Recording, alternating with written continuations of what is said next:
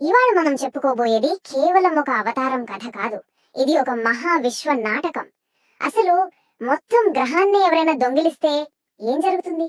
ఆ ప్రశ్నకు సమాధానమే ఈ కథ. వినడానికే చాలా విచిత్రంగా ఉంది కదా, కానీ మన కథలో సరిగ్గా ఇదే జరిగింది. ఇంత పెద్ద విశ్వ సంక్షోభానికి దారితీసిన కారణమేంటి? దాని పర్యవసానాలు ఎలా ఉంటాయో చూద్దాం. ఇంత పెద్ద విశ్వ సంక్షోభం ఎక్కడో యుద్ధరంగంలో మొదలవలేదు. అదంతా మొదలైంది ఒకే ఒక్క చిన్న లోపంతో. అదే అహంకారం. కథ మొదలైంది ఇక్కడ, వైకుంఠంలో. విష్ణుమూర్తి ద్వారపాలకులు, జయ విజయులు. తమ అనుమతి లేనిదే ఆయన్ని ఎవ్వరూ చూడలేరన్న అహంభావంలో ఉన్నారు. సరిగ్గా అదే టైంలో గొప్ప ఋషులైన సనక సనందనులు వస్తే వాళ్ళని అహంకారంతో అడ్డుకున్నారు. ఆ ఒక్క పొరపాటే ఒక మహానాటకానికి నాంది పలికింది.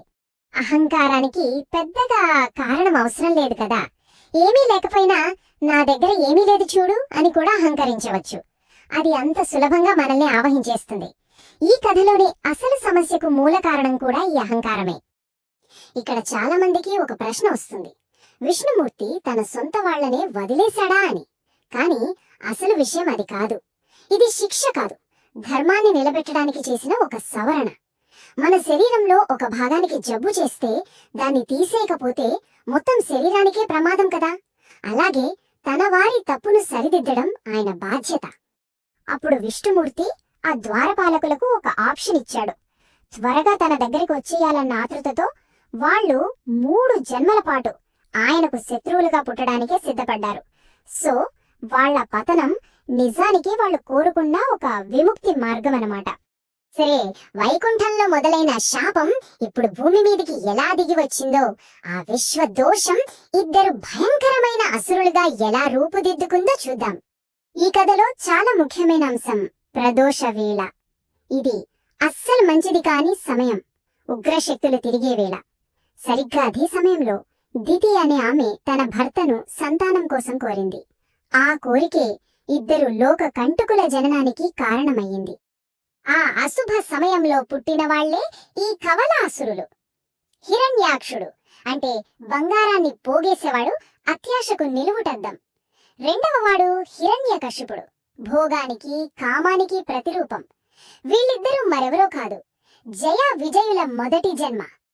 ఓకే, మనం కథ మొదట్లో వేసుకున్న ప్రశ్నకు మళ్ళీ వద్దాం. ఇప్పుడు విలన్ ఎవరో మనకు తెలుసు, ఎందుకు ఇలా ప్రవర్తిస్తున్నాడో కూడా తెలుసు. మరి అతను చేసిన పని ఈ విశ్వాన్ని ఎలా అథలాకుతలం చేసిందో చూద్దాం. హిరణ్యాక్షుడు తన పేరుకు తగ్గట్లే అత్యాశతో ఎంతకు తెగించాడంటే ఏకంగా భూమినే ఒక చాపలా చుట్టేసి విశ్వ సముద్రం అడుగున దాచిపెట్టాడు. అంతేకాదు, ఈ భూమి నాది అని గర్వంగా ప్రకటించుకున్నాడు. ఒక్కసారి ఆలోచించండి, భూమి లేకపోతే ఏమవుతుంది? ప్రాణులకు ఆధారం ఉండదు, ఆత్మలు తమ కర్మ ఫలాలను అనుభవించడానికి చోటే ఉండదు. అంటే పాపపుణ్యాల లెక్కే ఆగిపోతుంది, మొత్తం విశ్వచక్రమే స్తంభించిపోతుంది. ఇలాంటి పరిస్థితుల్లో ఇక దైవమే కల్పించుకోవాలి. బ్రహ్మదేవుడు తీవ్రమైన చింతలో మునిగి ఉన్నప్పుడు అక్కడ ఒక అద్భుతం జరిగింది. బ్రహ్మదేవుడు ఒక తుమ్ము తుమ్మినప్పుడు ఆయన నాసిక నుండి ఒక చాలా చాలా సూక్ష్మమైన జీవి బయటకు వచ్చింది. మొదట్లో అది కేవలం బొటనవేలు సైజులో దాదాపు కనిపించనంత చిన్న యజ్ఞవరాహ రూపంలో ఉంది. కాని దేవతలందరూ చూస్తుండగానే ఆ చిన్న రూపం పెరగడం మొదలైంది. అంతకంతకో పెరుగుతూ ఆకాశాన్ని భూమిని నింపేంత పెద్ద మహాకాయంగా మారింది. యజ్ఞమే దేహంగా, వేదాలే రోమాలుగా. అదే యజ్ఞవరాహమూర్తి విశ్వరూపం. ఇక అసలు సిసలైన పోరాటానికి రంగం సిద్ధమైంది. విశ్వ సముద్రం లోతుల్లో అత్యాశకు దైవిక సంకల్పానికి మధ్య మహాసంగ్రామం మొదలవబోతోంది. వరాహమూర్తి సముద్రంలోకి దూకి భూమిని తన కోరల మీద నిలబెట్టి పైకి తీసుకొస్తుండగా హిరణ్యాక్షుడు అడ్డుపడ్డాడు. ఏయ్, నా సొత్తునెక్కడికి తీసుకెళ్తున్నావు అంటూ గదతో దాడికి దిగాడు. యుద్ధం మధ్యలో వరాహమూర్తి చేతిలోంచి గద జారిపోయింది.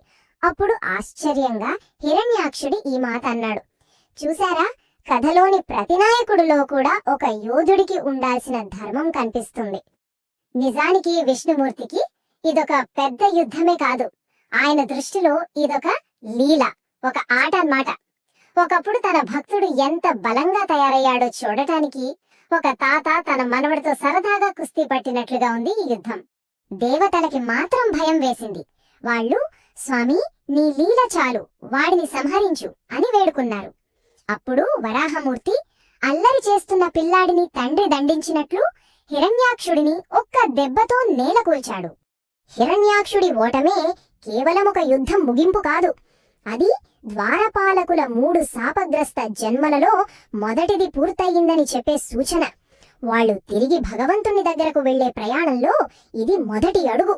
ఇదంతా చూశాక మనకో ప్రశ్న వస్తుంది. హిరణ్యాక్షుడిని చంపడం అనేది ఒక విధ్వంసమా, లేకపోతే అహంకారం అనే బంధం నుండి అతనికి విముక్తి కలిగించే ఒక అనుగ్రహమా? బహుశా కొన్నిసార్లు సంహారమే అసలైన కరుణ కావచ్చు. ఆలోచించండి.